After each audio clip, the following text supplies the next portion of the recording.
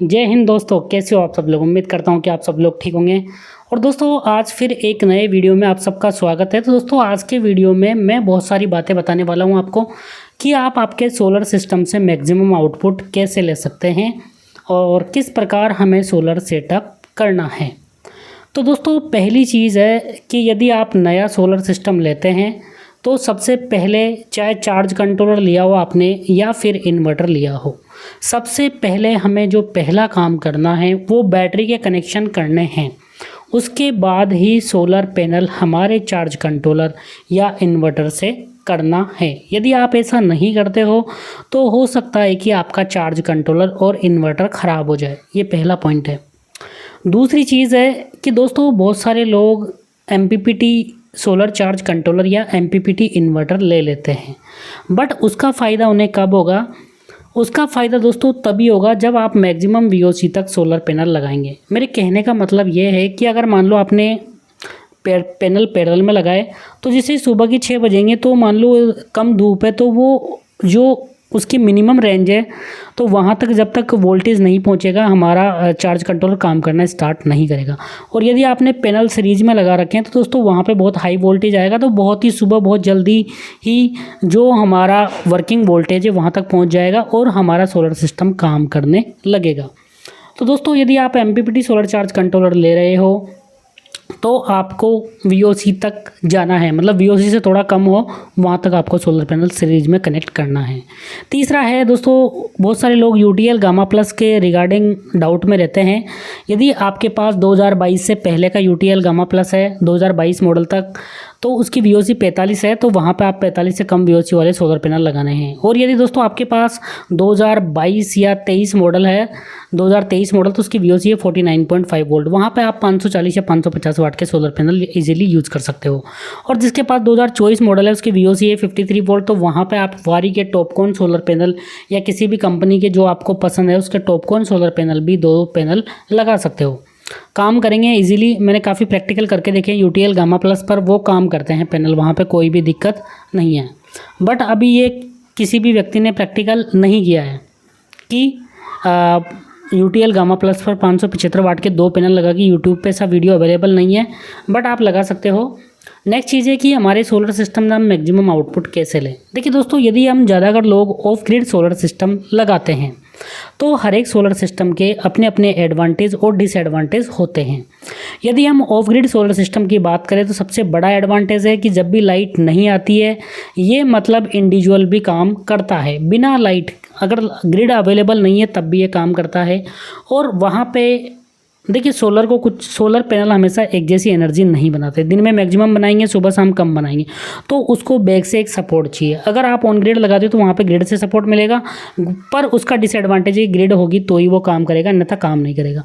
Of grid में क्या होता है कि जो सुबह शाम कम एनर्जी बनती है उस टाइम उसको सपोर्ट चाहिए, तो उस टाइम सपोर्ट करती है बैटरी। अब आपने दोस्तों मान लो अब ऑफ ग्रिड सोलर सिस्टम का सबसे बड़ा डिसएडवांटेज है कि आउटपुट तभी देता है जब आप इस पर लोड लगाओगे या बैटरी चार्ज करोगे, वरना आउटपुट नहीं देगा। चाहे आप प्रैक्टिकल करके देख लेना, घर का सारा लोड बंद कर देना और दोस्तों वहाँ पे अगर आपकी बैटरी फुल चार्ज है तो 1 या 2 एम्पियर सोलर से आ रहे होंगे। जैसे मान लो मेरी VOC है पैनल्स की 49 है तो 41 के समथिंग वोल्टेज होगा और वहाँ पे 1 एम्पियर सोलर से आ रहा होगा। जैसे जैसे आप लोड बढ़ाते जाओगे तो वोल्टेज कम होता जाएगा, अगर तो 28-29 वोल्ट तक पहुँच जाएगा और एम्पियर मैक्सिमम हो जाएंगे। तो इस प्रकार हम टेस्ट कर सकते हैं हमारा सोलर सिस्टम कितने एम्पियर मैक्सिमम दे रहा है। आप मैक्सिमम लोड चलाइए तो वोल्टेज 28 से 29 पहुँच जाएगा UTL गामा प्लस 1 kVA पे और वहाँ पर मैक्सिमम एम्पियर आपको दिखा देगा। अब बहुत सारे लोग बोलेंगे सर हमारा लोड बिल्कुल नॉर्मल सा चलता है, बहुत ज़्यादा लोड नहीं है, तो हम मैक्सिमम आउटपुट कैसे लेंगे। वैसे तो 1 किलोवाट का सोलर सिस्टम 4 से 5 यूनिट देता है, बट यदि आप ढंग से यूज़ नहीं करोगे, अगर ऑफ ग्रिड सोलर सिस्टम आपने लगाया तो 1 से 2 यूनिट भी वो दे सकता है। तो इससे बचने का उपाय यही है कि आप बड़े से बड़ा बैटरी बैंक लगाइए, ताकि जिससे जब भी आप मतलब लोड नहीं चला रहे हो, इसको यूज़ नहीं कर रहे हो, उस टाइम जो भी सोलर सिस्टम से एनर्जी आ रही है वो आपके बैटरी में स्टोर हो जाए और जब आपको ज़रूरत हो आप उसको इस्तेमाल कर पाओ। तो दोस्तों ज़्यादा से बड़ा बैटरी बैंक आपको रखना है। कोई भी UTL गामा प्लस 1 kVA लेता है तो कम से कम 200 एच का बैटरी बैंक तो आपको रखना ही रखना है। इसके अलावा UTL गामा प्लस 1 kVA पर आप ग्रिड चार्जिंग करंट सेट कर सकते हो। मैक्सिमम इन्वर्टर में ऑप्शन आता है, मतलब सोलर पैनल से जो बैटरी चार्जिंग करंट है उसको आप सेट कर सकते हो।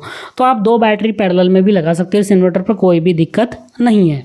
नेक्स्ट पॉइंट है दोस्तों कि ये सारी बात हो गई। अब इसके बाद दोस्तों नेक्स्ट है कि हम सही सोलर वायर का चुनाव कैसे करें। मतलब कि दोस्तों 1 mm के वायर में 4 एम्पियर करंट फ्लो हो सकता है। इस फॉर्मूले से आप कैलकुलेट कर सकते हो। मान लो आपका सोलर सिस्टम है, मान लो आपका सोलर सिस्टम 16 एम्पियर देता है, तो दोस्तों 4 का भाग देंगे तो 4 mm का वायर वहाँ पे चल जाएगा। और यदि आपका सोलर सिस्टम मान लो 1 किलोवाट का सोलर सिस्टम है, लगभग मैंने प्रैक्टिकल करके देखा 25 एम्पियर देता है, तो वहाँ पे 6 mm का वायर आराम से काम कर सकता है। और जो बड़े इन्वर्टर आएंगे वहाँ पे पैनल सीरीज में लग जाएंगे, तो करंट वही 25 एम्पियर रहेगा। 2000 वाट के पैनल में भी 24 वोल्ट के इन्वर्टर में, तो वहाँ पर 6 mm का वायर आराम से काम कर सकता है। इसके बाद दोस्तों आपको साउथ डायरेक्शन में आपके पैनल का फेस होना चाहिए। और नेक्स्ट चीज़ की एंगल किस प्रकार हमें सेट करना है, तो दोस्तों हमारे एरिया का लैटिट्यूड एंगल देखना है। तो वहाँ पे आपके एरिया का लैटिट्यूड एंगल सपोज करो मेरे एरिया का 30 है, अगर मुझे मैक्सिमम आउटपुट चाहिए गर्मियों में तो माइनस मुझे 15 कर देना है, मतलब 15 डिग्री के एंगल पे मुझे लगाना है। और सर्दियों में मैक्सिमम आउटपुट चाहिए तो प्लस 15 कर देना है, मतलब 30 प्लस 15 45 डिग्री के एंगल पे मुझे लगाना चाहिए। बट दोस्तों मैं ज़्यादातर लोगों को गर्मियों में ही मैक्सिमम आउटपुट चाहिए, सर्दियों में इतना ज़्यादा आउटपुट नहीं चाहिए, तो गर्मियों वाले एंगल पर भी आप लगा सकते हो। मतलब 15 से 20 डिग्री के एंगल पे आप सोलर पैनल को लगा सकते हो। अब कुछ लोग जिनको सर्दियों गर्मियों में दोनों में बराबर आउटपुट चाहिए, लैटिट्यूड एंगल पे 30 डिग्री पे भी लगा सकते हैं। और जिनको सर्दियों में मैक्सिमम आउटपुट चाहिए, गर्मियों में कम आउटपुट चाहिए, वो 45 डिग्री के एंगल पे, मतलब लैटिट्यूड एंगल प्लस 15 पे लगा सकते हो। इसके अलावा दोस्तों आपको बैटरी की मेंटेनेंस करनी है, तो बैटरी के मेंटेनेंस के भी मैं कुछ टिप्स आपको दे देता हूँ। कभी भी आपकी बैटरी यदि फुल डिस्चार्ज है तो उस टाइम बैटरी में वाटर फिल नहीं करना है, क्योंकि उससे आपकी बैटरी की ग्रेविटी गिर सकती है। नेक्स्ट चीज़ कि दोस्तों यदि आपकी बैटरी फुल चार्ज है उस टाइम आप बैटरी में वाटर डाल सकते हो। और दोस्तों नेक्स्ट चीज़ है कि कभी भी आपको जो आपकी बैटरी है उसके टर्मिनल लूज़ नहीं होने चाहिए, अच्छे से टाइट होने चाहिए।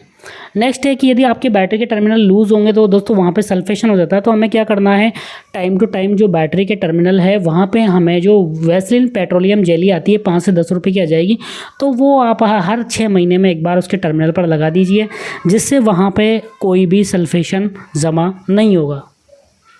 तो और इसके अलावा दोस्तों बैटरी चार्जिंग करंट हमें 10% रखना है। मान लो 150 एच की बैटरी है तो 10 एम्पियर्स 115 एम्पियर चार्ज करना है। 200 एच की है तो 20 एम्पियर से चार्ज करना है, इससे ज़्यादा एम्पियर से चार्ज नहीं करना है, क्योंकि हमारी बैटरी की लाइफ कम हो जाती है। इसके अलावा दोस्तों अगर और हम बात करें तो ये दोस्तों बैटरी की सारी मेंटेनेंस मैंने बता दी। और दोस्तों बैटरी एक बार डिस्चार्ज होने के बाद वापस से इन्वर्टर को ऑन नहीं करना है। अगर आप वापस से ऑन करते हो दोस्तों एक बार बैटरी डिस्चार्ज होने के बाद, तो आपकी बैटरी डीप डिस्चार्ज में जा सकती है। और दोस्तों यदि आप 1 या 2 महीने के लिए कहीं बाहर जा रहे हैं और आपने सोलर सिस्टम नहीं लगा रखा, एक नॉर्मल इन्वर्टर लगा रखा, तो आपको बैटरी का टर्मिनल हटा के जाना चाहिए माइनस वाला। अगर ज़्यादा टाइम के लिए जा रहे हो या फिर आप कनेक्ट भी करके रख सकते हो, कोई दिक्कत नहीं है, ग्रिड से चार्जिंग होती रहेगी। बट बैटरी को बैटरी को यदि आप चार्ज नहीं कर रहे हैं हटा के कहीं नहीं रखना है, क्योंकि बैटरी आपकी डीप डिस्चार्ज में चली जाएगी काफ़ी लंबे टाइम तक रखोगे तो। इसके अलावा दोस्तों अगर सोलर पैनल की मैं बात करूँ तो दोस्तों आपको सोलर पैनल बड़े से बड़ा सोलर पैनल खरीदना है, जिससे कि हमें सस्ते से सस्ता सोलर पैनल मिलेगा। और दोस्तों प्रेजेंट में आपको टॉपकॉन सोलर पैनल पर जाना चाहिए, क्योंकि उसकी एफिशिएंसी भी काफ़ी अच्छी है और टाइम के साथ जो पावर का डिग्रेडेशन है, मतलब पावर जैसे 5 साल में बहुत सारे पैनल्स में 5% कमी हो जाती है, तो वो दोस्तों बहुत कम इम्पैक्ट है इस पर। तो टॉपकॉन सोलर पैनल के साथ आपको जाना चाहिए और MPPT सोलर इन्वर्टर आपको लेना चाहिए। और दोस्तों बैटरी भी सोलर C10 बैटरी ले सकते हो, लिथियम बैटरी भी बहुत सारे लोग यूज़ कर रहे हैं, आप यूज़ करना चाहो तो कर सकते हो। दोस्तों ये था आज का वीडियो सोलर सिस्टम के रिगार्डिंग, बहुत ही महत्वपूर्ण जानकारी थी। तो ये जानकारी आप लोगों को कैसी लगी वीडियो में ज़रूर बताना है और इस वीडियो को ज़्यादा लोगों के साथ शेयर करना। Thank you so much.